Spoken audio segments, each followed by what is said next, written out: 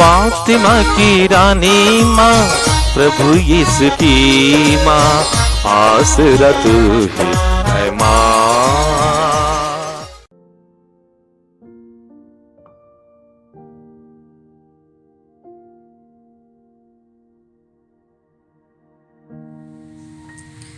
पहला पाठ संत योहन का पहला पत्र, अध्याय 5, पद संख्याएं 5 से 13 तक। कौन संसार पर विजयी है? केवल वही जो यह विश्वास करता है कि यीशु ईश्वर के पुत्र हैं। यीशु मसीह जल और रक्त से आए हैं, न केवल जल से बल्कि जल और रक्त से। आत्मा इसके विषय में साक्ष्य देता है, क्योंकि आत्मा सच्चाई है।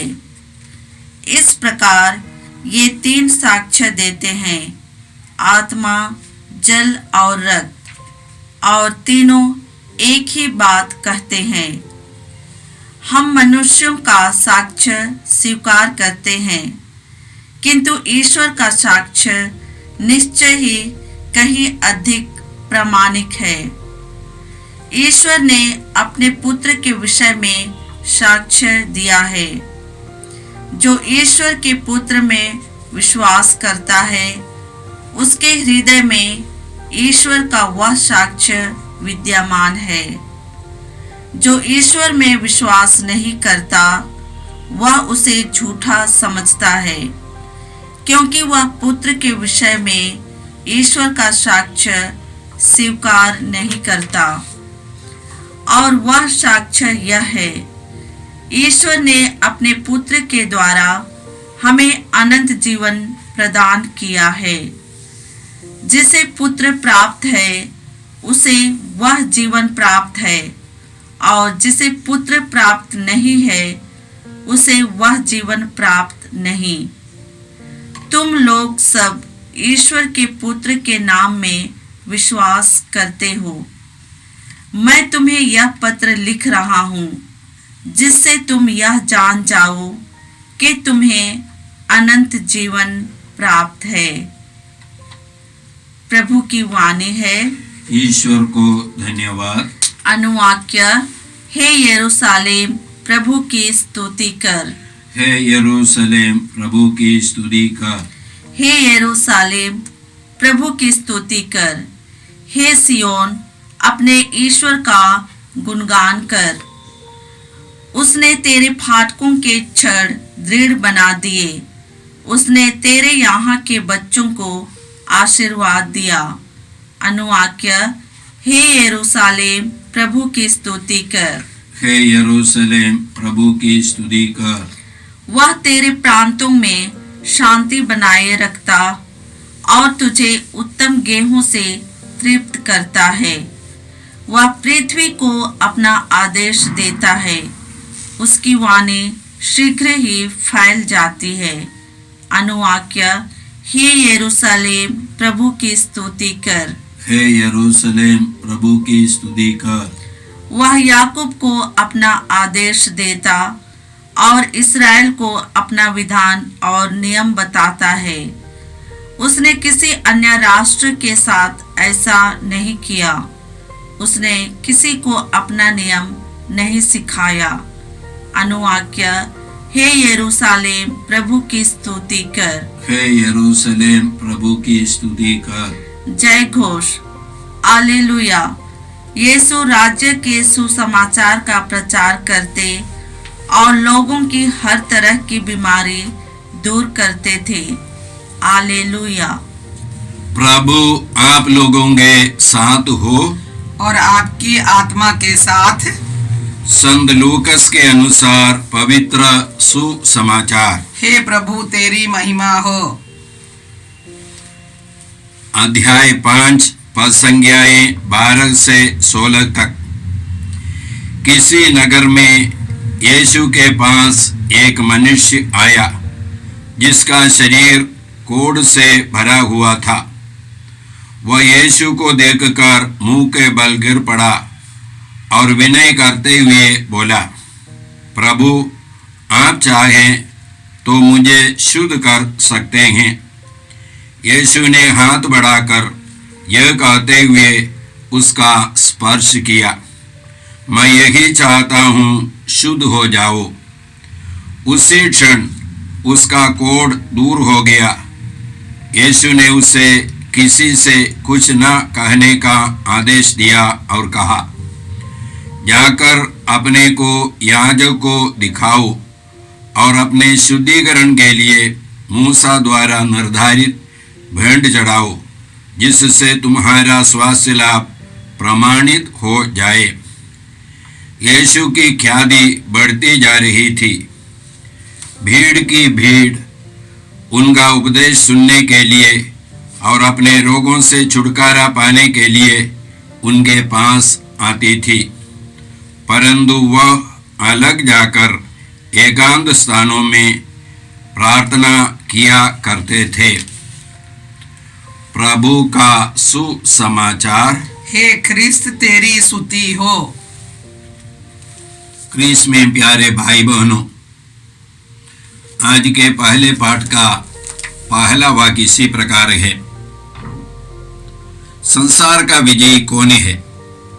केवल वही जो यह विश्वास करता है कि यीशु ईश्वर का पुत्र है। ये संसार माने क्या है? संसार में हमेशा परिवर्तन होता रहता है। यह संसार परिवर्तनशील जगह है। हम लोग बहुधा ऐसे बोलते हैं, हर सवेरा नया है। इसका मतलब क्या है? जब से इस संसार की शुरुआत हुई उस दिन से आज तक दो सवेरे बराबर का नहीं है, समान का नहीं है। कल का सवेरा समाप्त हो गया, आज का सवेरा और कल का सवेरा बराबर का नहीं है। तो कल का सवेरा समाप्त हो गया माने इसका मतलब क्या है? मर गया। तो हमारा यह संसार मृत्यु के अधीन है। इस मृत्यु पर यीशु ईश्वर के पुत्र हमको विजय देते हैं। तिमोथी के नाम पौलुस के दूसरे पत्र के पहले अध्याय के 10वां वाक्य में हम लोग इसी प्रकार पढ़ते हैं, ईसा ने मृत्यु का विनाश किया और अपने सुसमाचार द्वारा अनंत जीवन को आलोकित कर दिया। संत योहन के सुसमाचार के 20वां अध्याय के 30वां और 31वां वाक्य इसी प्रकार है। योहन बोलते हैं, इसके अलावा यीशु ने कई अन्य चमत्कार या चिन्ह अपने शिष्यों के सामने दिखाए हैं, लेकिन इतना ही लिखा है कि तुम लोग विश्वास करो कि ईसा ही मसीह है, ईश्वर के पुत्र है, और विश्वास करने से जीवन प्राप्त हो। कौन सा जीवन? अनंत जीवन। यीशु में विश्वास करने का मतलब क्या है? विश्वास एक जानकारी नहीं है, विश्वास एक समर्पण है। जैसे हम लोग संत याकूब के पत्र में पढ़ते हैं, शैतान भी जानते हैं कि यीशु ईश्वर के पुत्र है, लेकिन यह विश्वास नहीं है। शैतान उस विश्वास के अनुसार कार्य नहीं करते हैं। ये जानकारी है शैतान को। विश्वास माने विश्वास और कर्म या विश्वास और आज्ञा पालन, फेथ एंड ओबीडियंस, ये दोनों एक साथ चलता है। तो इसलिए संत याकूब ही बोलते हैं, जिस प्रकार बिना आत्मा का शरीर निर्जीव है, इसी प्रकार बिना कर्म का विश्वास निर्जीव है। तो हम लोगों को अपने विश्वास को यीशु में इसको अपने जीवन द्वारा प्रकट करना है।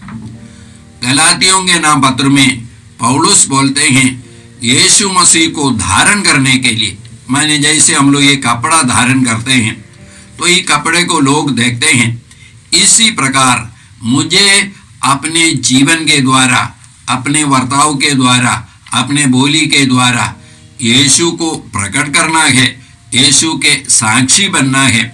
या हम लोग ऐसे बोल सकते हैं, मेरा वर्ताव यीशु के वर्ताव के समान होना चाहिए। यही है विश्वास। तो ये विश्वास हम लोगों को मृत्यु पर विजय देंगे। और आगे हम लोग पढ़ते हैं इस आज के पाठ में ही, ईश्वर ने अपने पुत्र के द्वारा हमें अनंत जीवन प्रदान किया है। जिससे पुत्र प्राप्त है उसे अनंत जीवन प्राप्त है, जिससे पुत्र प्राप्त नहीं है उसे अनंत जीवन प्राप्त नहीं है। यीशु ईश्वर के पुत्र है, इसके लिए हम लोगों को 3 साक्षी है। तो आज का पहला पाठ बोलते हैं जल, रक्त और पवित्र आत्मा। ये जल का मतलब क्या है? यीशु के बपतिस्मा।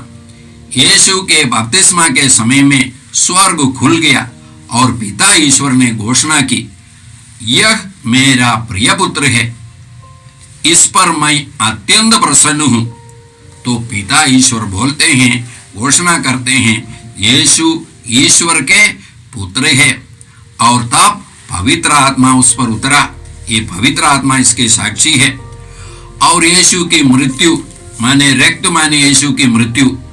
जब कभी यीशु ने अपने मृत्यु के बारे में बताया, यीशु ने पुनरुत्थान के बारे में भी बताया।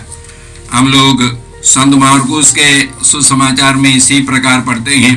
यीशु अपने मृत्यु के बारे में बोलते हैं इसी प्रकार, नेताओं, महायाजकों और शास्त्रियों द्वारा ठुकराया जाना, मार डाला जाना और 3 दिन के बाद जी उठना होगा।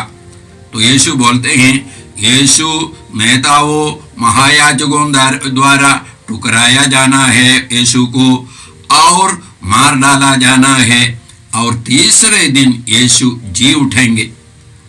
रोमियों के नाम पौलुस के पत्र 4 अध्याय 25वां वाक्य में हम लोग इसी प्रकार पढ़ते हैं, यीशु हमारे पापों के लिए पकड़वाए गए, हमारे अपराधों के कारण यीशु पकड़वाए गए और हमारे पाप मुक्ति के लिए जी उठे। तो यीशु की मृत्यु और पुनरुत्थान ये दोनों एक साथ चलता है। इसके द्वारा हमको पाप मुक्ति मिलती है। यीशु के पुनरुत्थान के बारे में संत पौलुस रोमियों के नाम पत्र में इसी प्रकार लिखते हैं, पहला अध्याय 4 वाक्य, वह मनुष्य के रूप में दाऊद के वंश में उत्पन्न हुए और मृतकों में से जी उठने के कारण पवित्र आत्मा द्वारा सामर्थ्य के साथ ईश्वर के पुत्र प्रमाणित हुए। तो ये पवित्र आत्मा यीशु के पुनरुत्थान में ही, पुनरुत्थान के द्वारा भी हम लोगों को साक्षी देते हैं, यीशु ईश्वर के पुत्र है। तो हम लोगों को 3 साक्षी है, जल है, रक्त है, जल माने यीशु के बपतिस्मा, और रक्त है यीशु की मृत्यु और यीशु का पुनरुत्थान, और ये पवित्र आत्मा, इन दोनों में यीशु ईश्वर के पुत्र है, साक्षी देते हैं। आज के सुसमाचार में हम लोगों ने एक कोढ़ी के स्वास्थ्य लाभ के बारे में सुना। यीशु के समय में कोढ़ एक असाध्य रोग था जिसके लिए कोई इलाज नहीं थी। इसके अलावा कोढ़ रोग एक सांक्रमिक रोग, फैलने वाले रोग समझता था, इसलिए कोढ़ी को समाज से और परिवार से अलग रखता था। एक कोढ़ी को लोग ऐसे भी समझते थे कि वह एक श्रापित व्यक्ति है, अपवित्र व्यक्ति है, इसलिए उसके संपर्क में आने पर आने वाले लोग अपवित्र हो जाता था और ऐसे लोगों को फिर मंदिर में प्रार्थना करने के लिए जाने को शुद्धिकरण की जरूरत थी। इसी प्रकार की अवस्था में एक कोढ़ी यीशु के पास आया और दंडवत करते हुए यीशु से कहा, प्रभु, यदि आप चाहते हैं तो मुझे शुद्ध कर सकते हैं। तुरंत यीशु ने अपने हाथ बढ़ा करके उसको स्पर्श किया और उससे कहा, मैं यही चाहता हूं, तुम शुद्ध हो जाओ। तो ईश्वर चाहते हैं, यीशु चाहते हैं हम लोग शुद्ध हो जाए, हम लोग स्वस्थ हो जाए। शायद हम लोग शरीर में कोढ़ी नहीं होंगे, लेकिन आत्मा में हम लोग कोढ़ी है। हमारा पाप यह भी एक असाध्य रोग है, इसके लिए भी कोई इलाज नहीं है मनुष्य की दृष्टिकोण से। इसका केवल एक ही इलाज है, वह है यीशु। हम लोग संत पेतरुस के पहले पत्र के दूसरे अध्याय के 24वां वाक्य में पढ़ते हैं, यीशु अपने शरीर में हमारे पापों को क्रूस के काट पर ले गए, जिससे हम पाप के लिए मृत्यु होकर धार्मिकता के लिए जीने लगे। आप उनके घावों द्वारा भले चंगे हो गए हैं। आप उनके घावों द्वारा भले चंगे हो गए हैं। ये चंगाई न केवल आत्मा की चंगाई है, बल्कि मन की और शरीर की भी चंगाई है। हम लोग ऐसे तो बाइबल में देखने पर बाइबल की शिक्षा क्या है, शुरुआत में ये बुराई, बीमारी, मृत्यु, ये सब हमारे जीवन में कैसे आई? जब मनुष्य ने पाप किया।